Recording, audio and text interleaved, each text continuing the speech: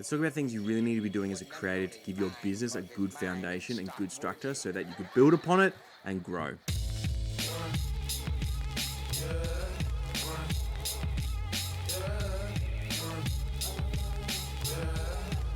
Hey guys, welcome back to the channel. If you're new here, my name is Ed, photographer, filmmaker, and small business digital marketer based out of Melbourne, Australia. If you're interested in creative business, photography, filmmaking, color grading, editing tips, all that good stuff, you've come to the right place. Today, we're talking about formalizing certain things in your business to help you grow and set up a good foundation. It's very exciting starting out your journey as a creative, and once you make that leap from something that you are passionate about into something that you want to turn into a career because you get that little trickle of money coming through or whatever it might be, you're excited to take the jump. Very exciting. You do get very caught up in the moment, and then some things get overlooked. It's very easy to focus on the exciting parts of our business, which is creating content, engaging with the clients, seeing epic projects come to life. All these things are amazing. From the creators I've talked to, there are a few things that are always overlooked a little bit, and that oversight can be a little bit detrimental to you and your business. So let's talk about them. So what are the most important things that you need to do to create a good structure in your business? So the first thing I would highly recommend, guys, is formalizing your pricing structure and having an A4 sheet for you to reference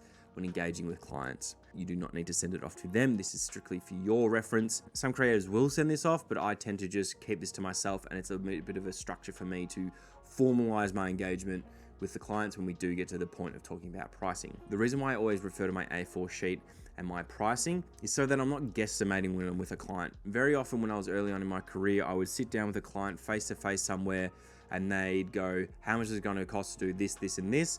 And I'd give them a rough guess off the top of my head. A good practice to get into is to say, I'll have to reference my pricing structure and get back to you once I've evaluated all the criteria that we've talked about today, and I can email you a quote later. Reason being, one, it's written down and you've got a written reference in that email to this pricing structure. It also gives you space to breathe in your own time. When you're away from the client, you can actually put your pricing forward.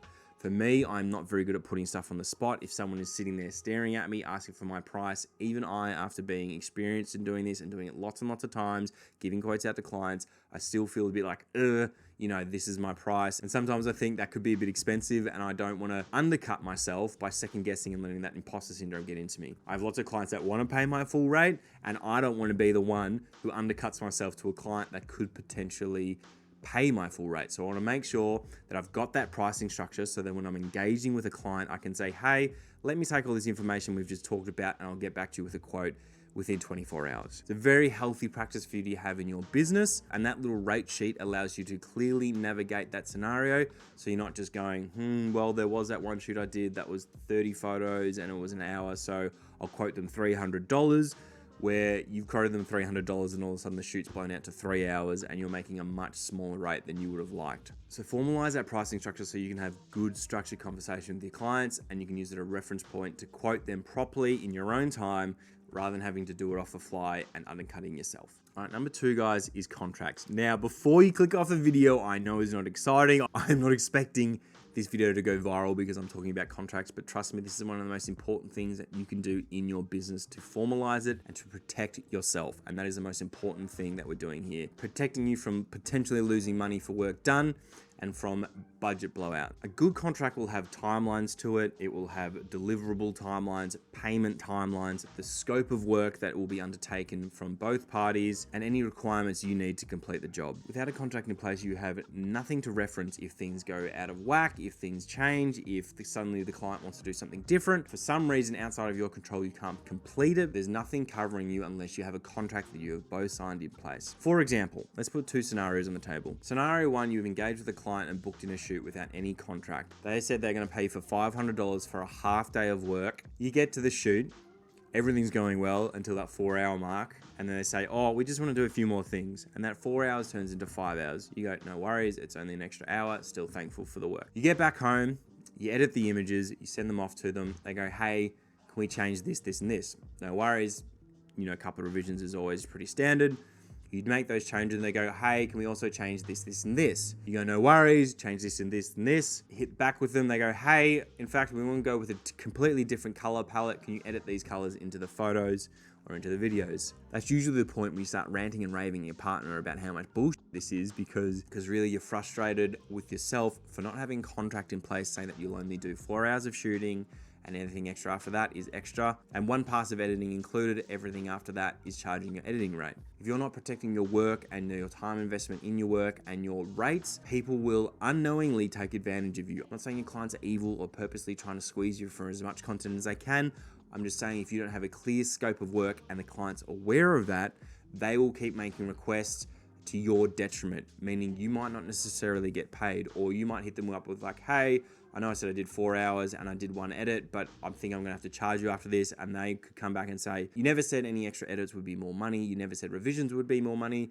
We're not really happy with this. And then this relationship can go very sour. If you're setting your boundaries right from the start, the client knows exactly what they're gonna get and you know exactly what you're gonna get. Scenario 2 is you put a contract in front of your client. It has the scope of work, exactly what you're going to be undertaking, that 4 hours of work with one revision, clearly outlining that they will get that 4 hours and every hour after that will be charged out at your onset rate. And then after the first revision of edits, they will get charged your editing rate after that. It means that the client knows exactly what's going on. You know exactly what's going on. It's very clear to them that if they want to make changes, it is going to cost them money. If they want to shoot more, it is going to cost them money. It means that you will get paid for the work that you're doing.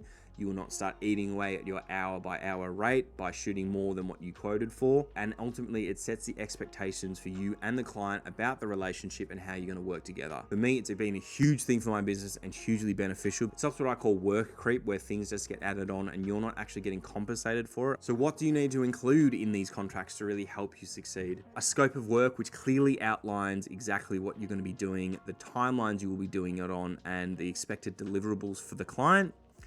What they need to provide to help you succeed in terms of, do you need a mood board? Do you need a storyboard? Do you need branding colors? Do you need a marketing package so you can align the content with what they've already got going within their brand? Payment plans. Do you require a deposit to book in the shoot for you? For my clients, they have to pay 30% and that is refundable up to 24 hours before the shoot. Then I'd be structuring where else you're going to pay. So maybe you pay another 30% at the first revision and then another 40% at the actual completion of the project. I find that's a really healthy way rather than just getting one lump sum at the end, and it also gives you a little bit more cash flow throughout the project. So I highly recommend that one, but you will find what works for your business. And on the topic of deliverables, it clearly outlines what you're going to deliver to them. If they have asked for a 45-second video and you give them a 45-second video, it means if they want another 30-second video, you can charge your editing hours on top of that and make sure you're getting compensated for what you do. There are some clients out there that are going to be absolutely amazing to work with, your dream clients, and you might want to give them more content as a show of good faith. I do this quite often. If I have shot 100 photos and I promise them 50, quite typically I will give them 75 or the full 100 just because I don't need them all on my hard drive, and I'll edit everything every way and give them a sort of highlight reel.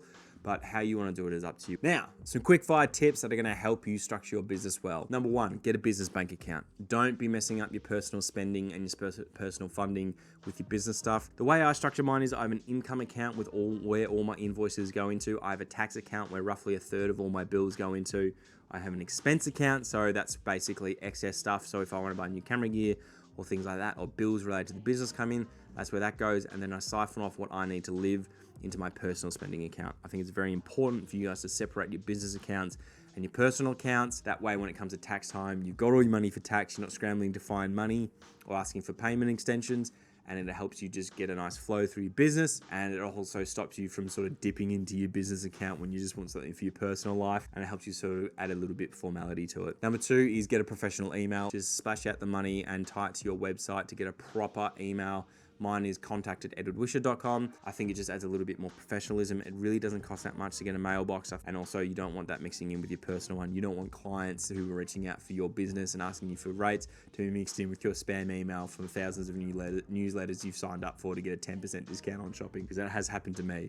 So do not do that. Anyway, that is it. I really hope that helped, guys. In particular, the pricing and the contracts were huge ones for me and a huge turning point for my business to bring structure and professionalism to it. So I would highly recommend you guys putting those 2 things in place. There are lots of resources to buy, preset templates, photography, videography, filmmaking, creative work, everywhere on the internet. Just Google it. I would highly recommend trying to find one for your local area. There are general ones, but there are some clauses that vary from state to state, region to region. So try and look up specific ones for your country so you are covered within your country specifically.